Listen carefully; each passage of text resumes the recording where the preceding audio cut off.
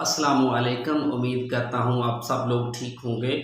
और मेरी जो आज की वीडियो है ये बड़ी इम्पोर्टेंट है इन अ सेंस कि जो पार्ट वन है हमारा लिसनिंग का सेक्शन वन है वो ज़्यादातर जो इंट्रोडक्टरी कन्वर्सेशन है उस पे होता है।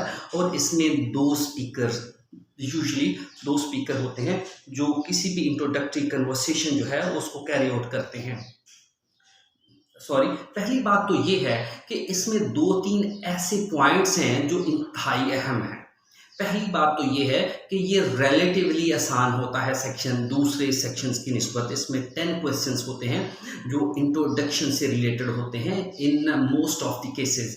तो पहली बात तो ये है कि इसमें दो तीन जो अहम चीज़ें हैं उनको पॉइंट आउट करना चाहूँगा। सबसे पहली तो ये है कि ज़्यादातर जो इंट्रोडक्टरी सेक्शन है इसमें नाम किसी जगह का नाम हो, किसी शख्स का नाम हो, किसी जगह का नाम हो या कोई भी ऐसा नाम हो, उसके स्पेलिंग्स बोले जाते हैं। तो आपने क्या करना है कि स्पेलिंग्स की एटलीस्ट डेली 5 या 10 नाम ले लें, खा वो किसी जगह के हों या किसी शख्स के हों। विलियम हो सकता है, रबैका हो सकता है, थॉमस हो सकता है, ठीक है जी, और कोई भी हो, डार्सी हो सकता है। तो ये स्पेलिंग्स थोड़े से कंपैरेटिवली लंबे होते हैं ताकि जो स्टूडेंट है वो एक्टिव हो। एक काम आपने ज़रूर करना है कि जब भी आप आंसर लिख रहे हों, स्पेलिंग्स लिख रहे हों, तो आपकी जो पेंसिल है वो एग्जैक्टली वहीं पे होनी चाहिए जहां से आप आसानी से लिख सकें। इसके लिए एक काम आपने ज़रूर करना है कि आप जैसे जैसे वो स्पेलिंग बोलता जाएगा वैसे वैसे ही आपने लिखते जाना है। ऐसा हरगिज़ नहीं करना कि आप एक दफ़ा ये सोचें कि एक दफ़ा ये बोल लें तो मैं फिर लिखूंगा। ऐसा नहीं, ऐसा हरगिज़ नहीं करना, क्योंकि आपकी अटेंशन जो है वो डाइवर्ट हो जाएगी। आप अब आगे का सोचना शुरू कर देंगे कि अब आगे की वीडियो का क्या बनेगा। सेकेंडली ये है कि अगर कुछ आप देखते हैं कि वो पहले कुछ बोल देता है तो फिर कहता है सॉरी, तो फिर वो दोबारा से एक नए डिजिट्स जो हैं वो लिखवाना शुरू कर देता है। तो आपने प्रीवियस डिजिट्स जो गलत है उनको आपने हरगज इरेज नहीं करना इरेजर के साथ, बल्कि आप हल्का सा कांटा लगा दें अपनी पेंसिल के साथ, क्योंकि you don't have much time, आपके पास इतना वक्त नहीं होता। तो आपने स्मार्ट वर्क पे बिलीव करना है।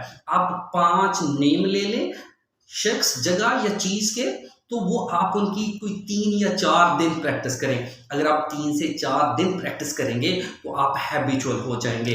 इस तरह आपने वॉल्स की जो साउंड्स हैं वहां पे अक्सर प्रॉब्लम्स आती हैं कि वो थोड़ी सी छोटी बोलते हैं, तो आए, आओ, तो इस तरह थोड़ी सी जो वॉल्स की साउंड है उनके भी साथ जरूर प्रैक्टिस करें।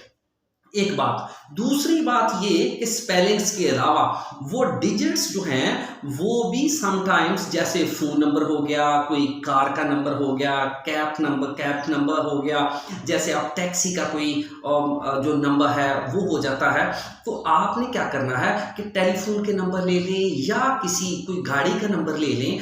आपने एटलीस्ट उसकी भी प्रैक्टिस करनी है, 5 से 10 जो नंबर ले लें। और ज़ीरो को ओ भी बोलता है, ज़ीरो को नॉट भी बोलता है, ज़ीरो को ज़ीरो भी बोलता है। अब ज़ीरो को वो सिफर नहीं बोल सकता because he is speaking in English. अच्छा, वो नहीं बात कर सकता। अब अगर आप सपोज वो बात करता है इन चीज़ों की, तो आपकी प्रैक्टिस होगी ऑलरेडी, तो फिर आप आसानी से इनको लिख सकते हैं। फिर तीसरी बात बड़ी इंपॉर्टेंट है, वो ये कि समटाइम्स वो आस्क बोलता है, समटाइम्स एस्क, फास्ट बोलता है, फेस्ट बोलता है, समटाइम्स सोल्जर्स बोलता है, समटाइम्स कॉप्स, टैक्सी बोलता है, कैब बोलता है, कैंडी कहता है, अब फिर दूसरी तरफ टॉफी बोल देता है, तो एयरप्लेन्स बोलता है, एरोप्लेन बोल देता है। तो आप अगर देखें इस पे, अगर आप स्मार्ट वर्क पे यकीन रखें, अगर आप BBC देखें, अगर आप CNN देखें, तो यहाँ पे आपको जो प्रोनाउंसिएशन है उसमें स्लाइड सा डिफरेंस नजर आता है। तो इसको आपने हर सूरत अच्छी तरह से प्रैक्टिस करके जाना है, क्योंकि ये वाहिद फर्स्ट सेक्शन है जिसमें एक तो स्पीड स्लो होती है स्पीकिंग की, आप इजीली इसको अंडरस्टैंड कंप्रीहेंड कर सकते हैं।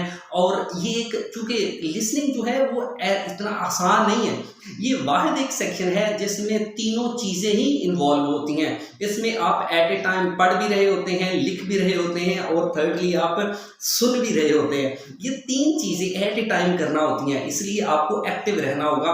कोई बाहर का ख्याल नहीं आना चाहिए, बिल्कुल फ्रेश माइंड के साथ आप जाएं।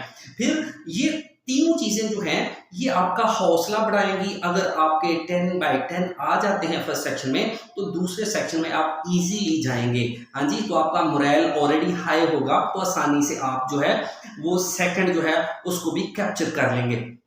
अब यहाँ पे एक चीज बच जाती है कि आपके स्पेलिंग्स एटलीस्ट जो भी आंसर हो वो करेक्ट होने चाहिए। करेक्ट होंगे तो फिर ही आंसर आपका करेक्ट होगा, और स्पेशली उस वक्त जब आप यही मीनिंग्स जो हैं वो आप ट्रांसफर करेंगे आंसर शीट पर। आंसर शीट पर ट्रांसफर करते वक्त आपके सारे स्पेलिंग जो हैं वो ठीक होने चाहिए। अगर एक दो और चीजें हैं, अगर सपोज वो 29 दिसंबर कहता है, 29 नवंबर कहता है, तो आपने हरगिज 29 के स्पेलिंग्स नहीं लिखने, बल्कि आपने डिजिट्स लिखने हैं। 29 है तो 29, दिसंबर है तो DEC लिख दें, ठीक है जी। अगर आपने फुल फॉर्म में ही लिखना है तो जब आंसर शीट पे आप लिखेंगे तब जाके मुंतकिल कर दें। तो कोई भी वो डिजिट कहता है तो आपने डिजिट, या डेट कहता है, सपोज डेट कहता है 25 कह देता है, 26 कह देता है, वो 16 कह देता है, तो आपने इनके स्पेलिंग नहीं लिखने बल्कि डिजिट की शक्ल में लिखना है, ताकि आपका टाइम बच जाए और आप आसानी से पहले 10 क्वेश्चन जो हैं उनमें से 10/10 हासिल कर सकें। तो ये थे आज के चंद पॉइंट्स जो मैं सोच रहा था कि आपके साथ डिस्कस करूं, क्योंकि ये लिसनिंग जो इंट्रोडक्टरी सेशन होता है ये इंतहाई इजी होता है, तो इसके लिए आप प्रैक्टिस करेंगे। एक और चीज़ है वो बड़ी इंपॉर्टेंट है, वो ये है कि जब आप लिसनिंग करना स्टार्ट करें तो आपने अगर बुक्स ली हैं तो मैं रिकमेंड करूंगा कि आप 17 और 18 जो जदीद लेटेस्ट बुक्स हैं IELTS कैम्ब्रिज की, वो आप ले लें। 17 का पहले आप लिसनिंग सेक्शन 1 करें, टेस्ट 1 है उसका सेक्शन 1 करें, फिर इसी के टेस्ट 2 का सेक्शन 1 करें, फिर जो टेस्ट 3 है उसका सेक्शन 1, फिर 4 का सेक्शन 1। आप पहले सिर्फ सेक्शन 1 करें ताकि आपका सेक्शन 1 जो है अच्छी तरह से हो जाए। फिर आप 18 का ऐसे ही कर लें, फिर आप सेकंड सेक्शन पे आ जाएं बुक 17 के, फिर टेस्ट 2 के सेकंड पे चले जाएं, टेस्ट 3 के सेकंड पे, टेस्ट 4 के सेकंड पे। ऐसे आप सीक्वेंस के साथ चलेंगे तो आपकी जो प्रैक्टिस है वो बेहतर होगी। That's why it is said practice makes a man perfect. Take care, अपना बहुत सारा ख्याल रखिएगा। अल्लाह हाफिज।